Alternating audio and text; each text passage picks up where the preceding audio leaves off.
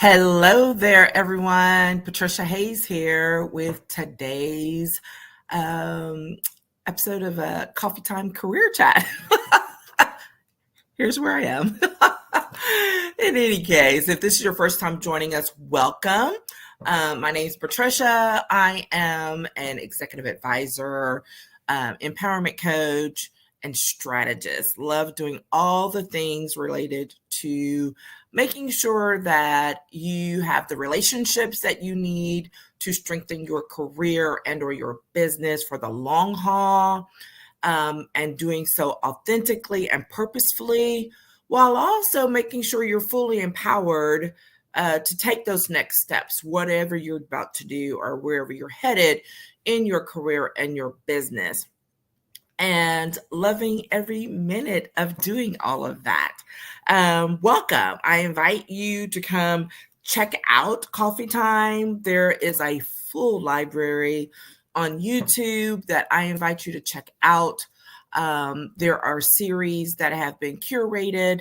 You can check those out at our website, patriciavhayes.com as well. And always loving to take some input on some topics that you might be interested in hearing about. So whether it's career development or professional relationship building, those are the priorities here with a specific lens to leadership and small business entrepreneurs.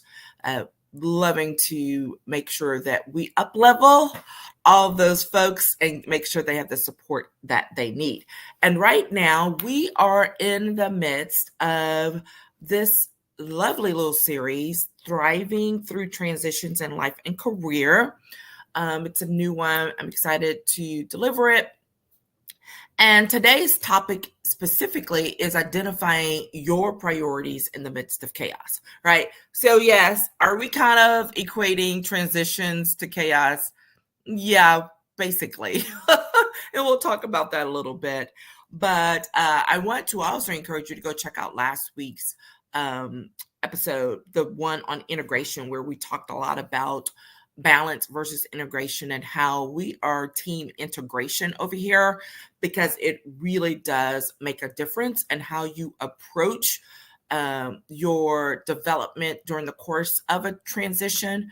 Because ideally, we want the transition to ultimately be good, not just for you to survive it, but for you to thrive in the midst of it.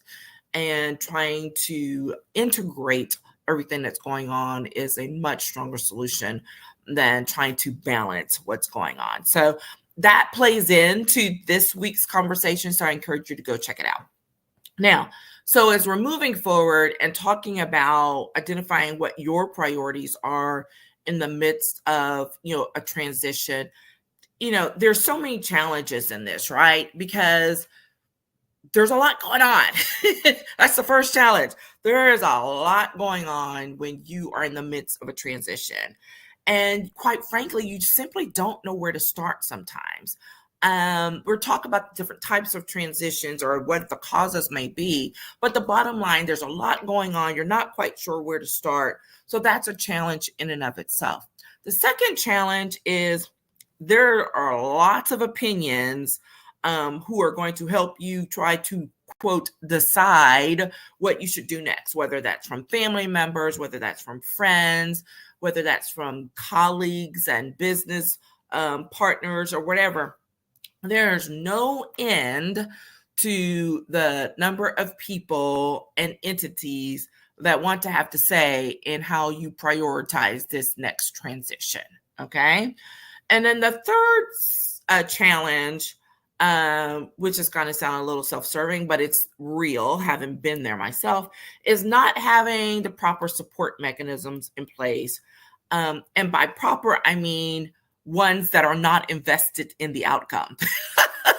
So not your current employers or colleagues, not your family, not your friends, because they've got their own take on it, but having some third-party person, group, whatever, to be a sounding board that is not invested in the outcome of the decision, but only in helping you to make the decision. See that distinction there? Big distinction. And so we're going to talk about some of the solutions for all of those things. And making sure that as you're going through this process, because it is a process, it is a journey, it has a start, it has a middle, it has an end, right? Just want to remind you of that. Transitions absolutely are a process with a start, middle, end, and you just have to identify where you are in that process and then make sure that you are responding accordingly or addressing it accordingly. So here's some of my top solutions for needing to identify your priorities in the midst of a transition, with, chaos, situation, however you want to define it. The first one is my handy dandy, always going to go drop back to it, is that reflection time. And what's really important about this reflection time is that you take this reflection time away from all of the noise. You cannot have high quality reflection time with your boss or your colleagues in one ear, with family and friends in your other ear, telling you and giving you their opinions of what it is you should do next. It just can't happen. So this means stepping away from it, whether it's taking time off for real, like completely, half a day, whatever, away from the job to do it, or whether you're doing it on the weekends and you're getting away. Get that, repeating thing, get away from all of the noise so that you can just sit. And it doesn't have to be some big, expensive thing that you do, right? It might be that you are able to get away for a couple of hours at a coffee shop where you don't know anybody and where you're not likely to run into somebody, and to be able to do that. Another option is to be able to just go, this is one of my favorites, to go to one of the fancy hotels in town and go sit in a corner in the lobby and just like order a coffee or whatever and just sit there, do a little people watching, and then really starting to think about what it is you want to do, what's important to you right now. But the point is getting away. And that's, a minimalistic way of doing it, all the way to the full-blown, go rent yourself a hotel room, go get yourself a spot at a retreat center, whatever it might take. But whatever that looks like for you, make the time, quality time, to engage in reflection. And here's the thing. This may need to happen multiple times. So that's why a good balance of, let's say, some small reflection times, like getting away for an hour or two at a local coffee shop or a hotel or something like that, versus a full-blown retreat, right? I'm not saying go on a, 2-day retreat every week. I'm not saying that at all, but I'm saying that you engage in this high quality reflection. It can look and be effective in different ways. Just do what works best for you, with the primary goal of, silencing the noise that's going on around you. The second thing is, I love this one, say this, take your whole box of salt with you to address others' input. And that comes from that old saying of, you listen to other people's input and you take it with a grain of salt. Well, I have learned to start saying, take the whole box, because there's lots of things that people are going to have, thoughts on and opinions about, or maybe they won't verbally say it, but their actions show it. And you have to take that criticism, lack of criticism, input, opinions with a box of salt, address it, not address it, but don't internalize it. That's the most important piece. Do not internalize all of that noise. Been there, done that. It is a complete waste of time. It's really great to be able to sort things out, which is why the reflection time is so important, and making sure you engage with that regularly, because there may be some valid points, some valid questions that come up. I'm not saying don't listen to anything, but I am saying don't listen to everything. There's a difference. I like that. Don't listen to everything, because everything is not in your best interest. So many of the things are in the interest of the person who's speaking it. And I remember this.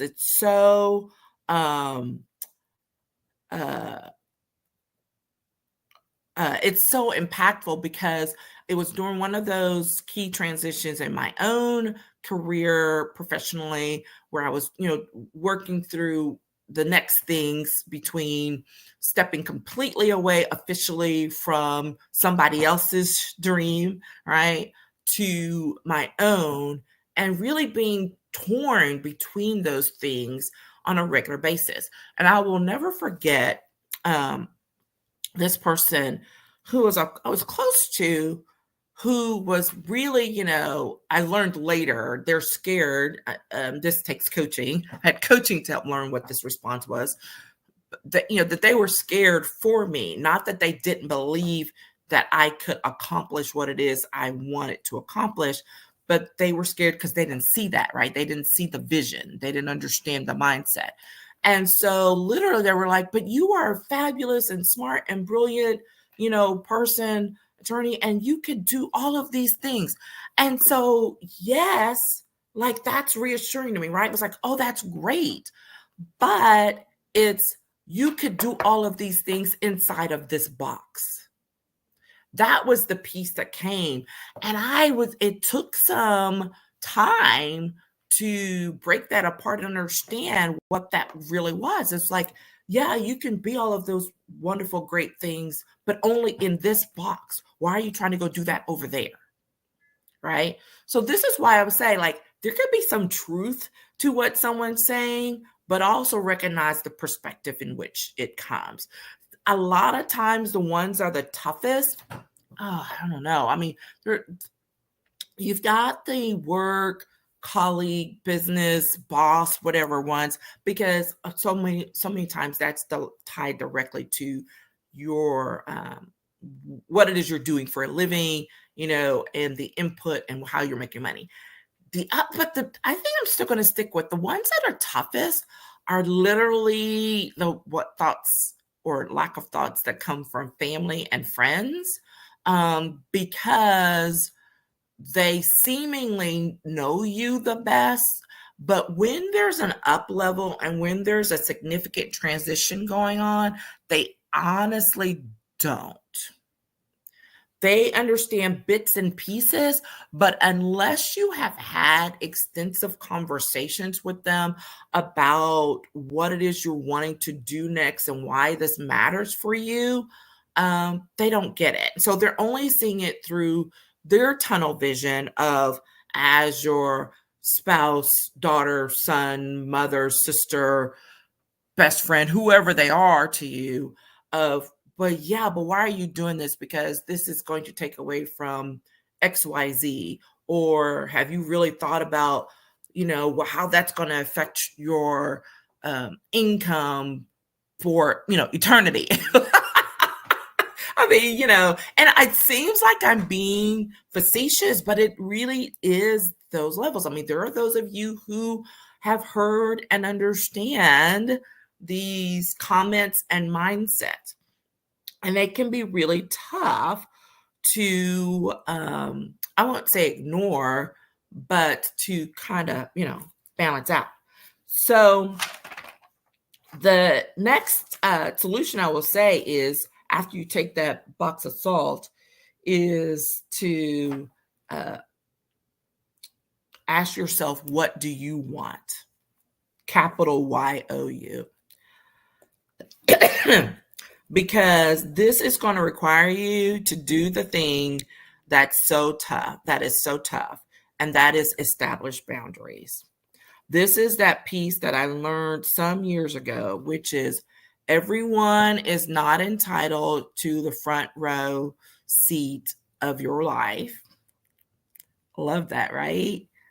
you got your stage, got this life, and there are folks who think that they're entitled to say how the play should be directed, how it should move along, when you should take breaks and all that, and they're not, right? You're the director.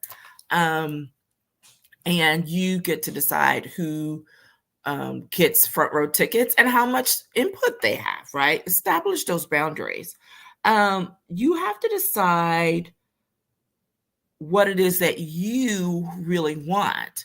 And so many times that has shifted. There's a couple of things embedded there. The first is something that's come up a lot with in a conversation recently with one of my one-on-one clients, which is when we realize that what we see for ourselves is not often the same as what others see for us or how they define us. Now, that can be, both good and not so good. It can be good from the perspective of if we are limiting ourselves to recognize that, hey, there's some things that we are not recognizing for our own benefit that others see in us. And that can be uplifting and building.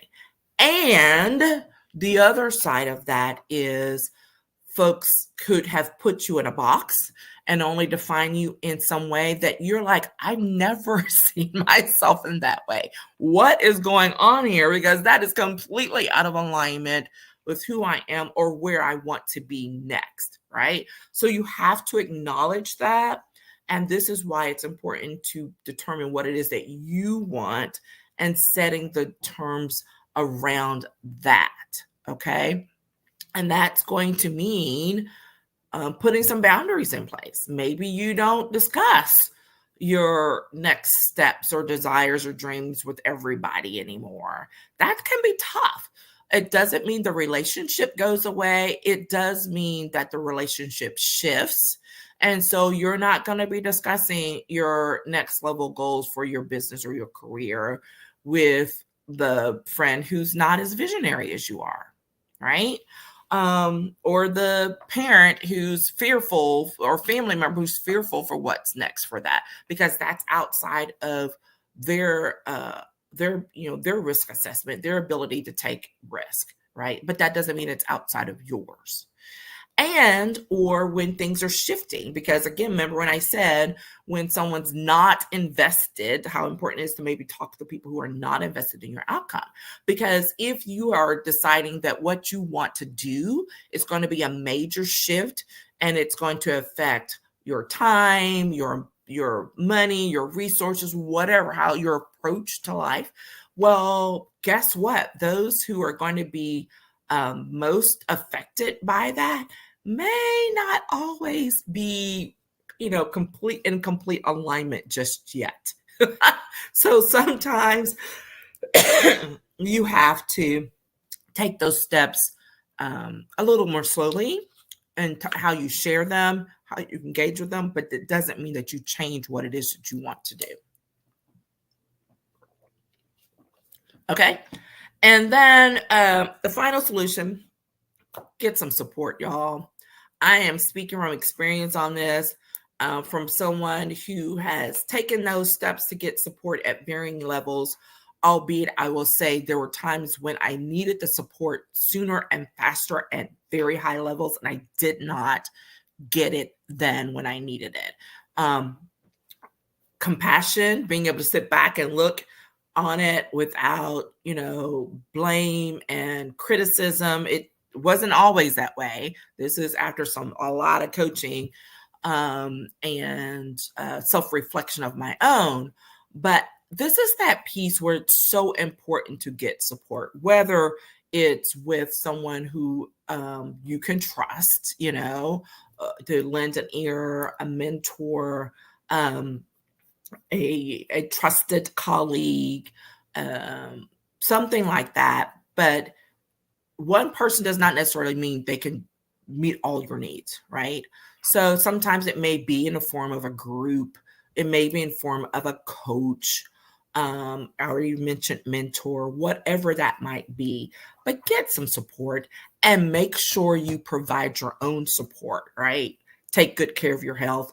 Make sure that you're still doing the things that you love to do just for fun, because that is an outlet that you're absolutely going to be needing during this transition time. I haven't talked as much about that as I normally do, but it is key to your transition. It is actually one of the things I recommend highly when someone starts to work with me one-on-one. Is the first thing I say is, what are your hobbies? I'm gonna need you to lean into them. And if you don't have any right now, then revisit some old ones or go find you some new ones, because you need an outlet. There's going to be so much going on during this time that as you're engaged in this reflection, as you're identifying what your priorities are, you wanting to make sure that you thrive during this time is making sure that you feed your whole self, right, in the process, and get the support that you need, provide support of your own, engage in high quality self-care, and make it happen, because it can happen. Okay. So there you are, identifying your priorities in the midst of this chaos. That's really the process to doing it, right? Getting into the nitty-gritty of what those things actually are, that's a whole different conversation that we're not going to have right here today, because right now we're talking about how to thrive during those transitions that you're engaged in or about to go through, wherever you are on the cycle, and making sure that you can do so successfully. Okay, there we are. Loving this conversation. Looking forward to continuing it. A couple of different things here. If you are yourself ready to engage in some high level one-to-one coaching and get the support that you need for the next level transition that you are ready for or needing support with, hit me up in the DMs or send me an email, and let's have a conversation about what that might look like for you, and to do so at a very high level. Or, if you just need some message support, we can find out where that looks for you. Maybe it's not one-on-one, maybe it's through one of the mini courses and all of that. In any case, get the support you need, okay? And look forward to making sure that happens for you in a very empowered way. All right. Take care, everyone. Talk to you again soon.